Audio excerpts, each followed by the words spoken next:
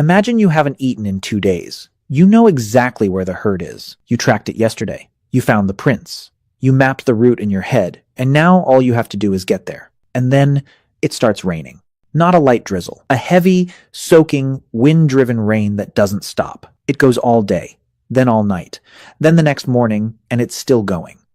So now, you can't hunt. You can't see tracks because the mud's washed them away. You can't move through the open because wet ground and bare feet on rocky terrain means a twisted ankle, and a twisted ankle out here means death. The river near your camp is rising, and the fire, the one thing keeping you warm, keeping predators away and keeping you alive, is now starting to struggle. You're not bored, you're trapped. For most of human history, rain wasn't an inconvenience. It was a crisis. And what ancient humans did during that crisis might be more important than anything they did on a clear day. Today, when it rains, you close your window, make some coffee, maybe grab a blanket and open Netflix. You get cozy on the couch, start wiggling into that perfect spot and just sink in. For you, rain is just background noise. It makes you feel calm, makes you feel sleepy. You might not even make it through the episode, but for a human being 50,000 years ago, that same rain, the exact same sound you're falling asleep to, could kill you in 3 different ways before it even stopped. The first one is cold. A wet human loses body heat up to 25 times faster than a dry one. Without clothing, without waterproof shelter, a long rainstorm in anything below about 50 degrees Fahrenheit could drop your core temperature into hypothermia range within hours. And most of the world our ancestors lived in got that cold at night, even in Africa during the wet season at higher elevations. The second one is flooding, caves and rock shelters. The main places humans lived are often at the base of hillsides or near rivers, so heavy rain meant flash floods. Archaeologists have found layers of flood sediment inside occupied caves, meaning the water came in while people were living there. Some of those layers are thick, and they found out that those caves were never used again. And the third one, maybe the worst, is predators. Rain drove animals into shelter too, and sometimes that shelter was the same cave you were in. There are cave sites in South Africa where human remains and large cat remains are found in the same layers. Some of those humans have puncture marks in their skulls that match leopard teeth perfectly. So rain didn't just make life uncomfortable. It compressed the entire world. Humans, predators, prey, all of them squeezed into the same small dry spaces at the same time. And in the middle of all that, one job mattered more than everything else: keeping the fire going. And here's why that was so terrifying. Before roughly 40,000 years ago,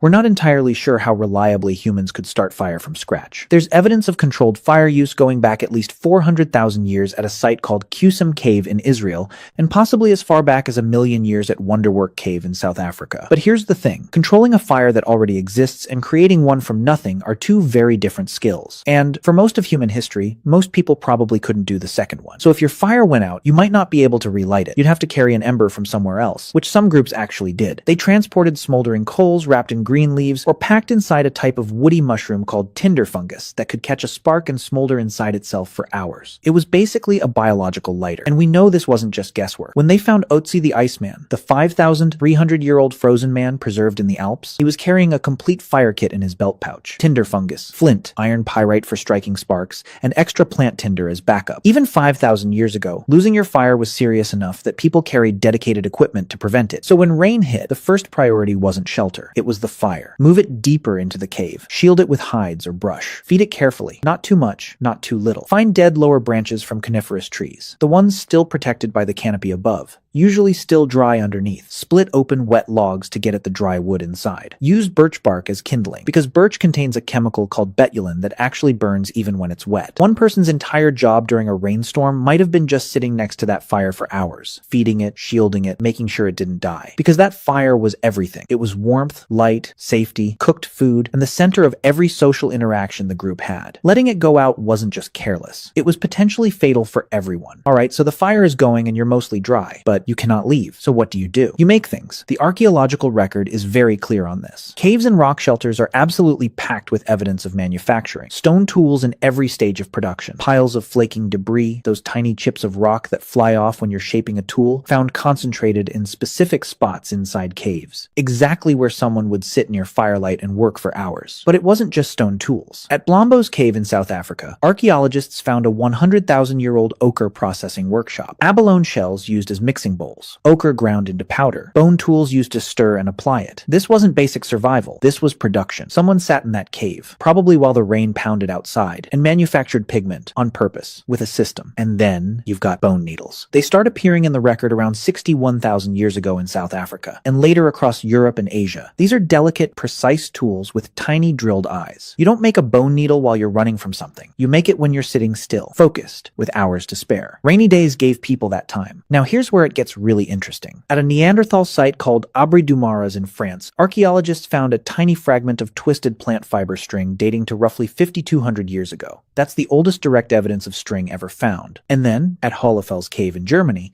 they discovered a 35,000-year-old tool carved from mammoth ivory with 4 holes and spiral grooves, designed specifically for twisting plant fibers into rope. Someone sat in that cave and carved a dedicated rope-making machine. Making rope is slow, repetitive, and requires patience. It's the perfect bad weather task, and rope changed everything. It let you tie things together, build better shelters, create snares and traps, bind tools to handles. An incredible amount of human technology runs on string, and string was almost certainly invented by someone stuck inside waiting for rain to stop. And it wasn't just tools and rope. People were also making their shelters livable. At Sibidu Cave in South Africa, archaeologists found something most people wouldn't expect from 77,000 years ago: bedding. Actual bedding. Layers of sedges, rushes, and grasses carefully arranged as sleeping mats. The top layers included leaves from a plant called Cape Laurel, which is a natural insect repellent. Someone wasn't just surviving in that cave. They were making it comfortable. They were making it home. And the bedding was periodically burned and replaced to keep it clean. 77,000 years ago, people were already doing pest control. But here's where the story takes a turn that nobody expects. Because all of that, the tools, the rope, the bedding, that's the practical stuff. What came next is something else entirely: the art. The Chauvet Cave in southern France contains paintings that are roughly 36,000 years old. Lions, horses, rhinos, bears, drawn with a level of skill and observation that still shocks people today. The artists understood anatomy, movement, perspective. Some of the animals are drawn mid-stride, muscles tensed, heads turning. These aren't doodles. These are the work of people who watched these animals for thousands of hours and then recreated them from memory, deep underground, by firelight. And Chauvet isn't alone. Lascaux, Altamira, Sulawesi in Indonesia, where cave art dates to at least 45,000 years ago, making it the oldest known figurative art in the world. But here's what makes this really interesting. These paintings aren't at the entrance of the cave where you'd sit for shelter. They're deep, sometimes hundreds of meters in, through narrow passages,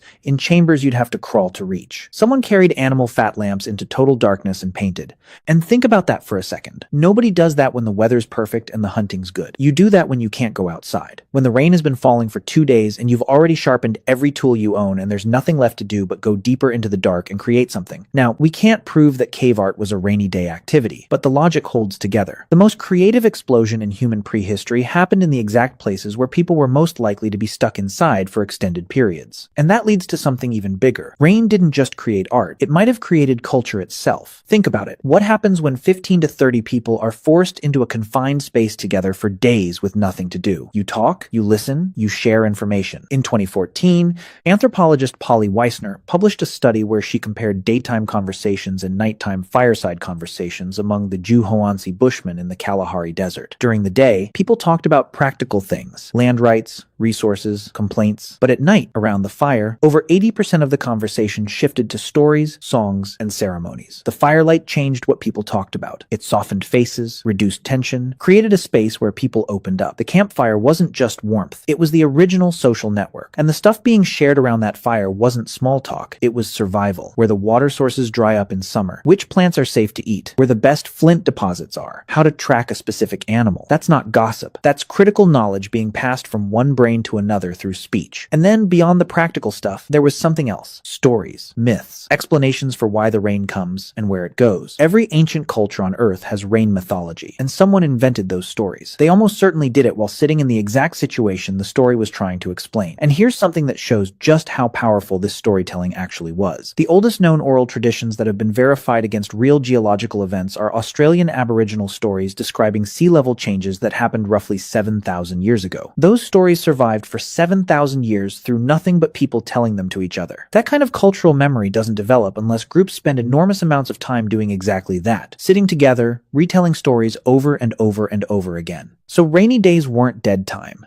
They were transmission time. The days when knowledge moved from the old to the young, when skills were taught by demonstration, when the group's collective memory got reinforced and updated. Now, here's the part nobody talks about. Rain wasn't always bad. Sometimes it was actually the best thing that could happen. After a heavy rain, the ground is soft. And soft ground means perfect tracks. Deep, clear, detailed. You can see exactly which animals walked past, how long ago, how fast they were moving, and where they went. Some of the best tracking conditions in the world come right after rain stops. Rain also meant water. Humans could collect and store rainwater, and even early hominins may have understood this. Rock depressions that fill with clean water during rain are found near almost every known prehistoric campsite, and some of them show signs of being deliberately carved deeper to hold more. But water wasn't the only thing rain brought. Mushrooms and certain plants explode after rain. Tubers are easier to dig from wet soil. Insects come to the surface. A rainy period didn't stop the food supply. It changed it completely, and the groups that understood those changes had an enormous advantage over those that didn't. Termites are a perfect example. They swarm after rain in tropical Africa. They're one of the most protein-dense foods available. You don't need tools, you don't need weapons, you just pick them up. There are chimpanzees today that gorge on termite swarms after rainstorms.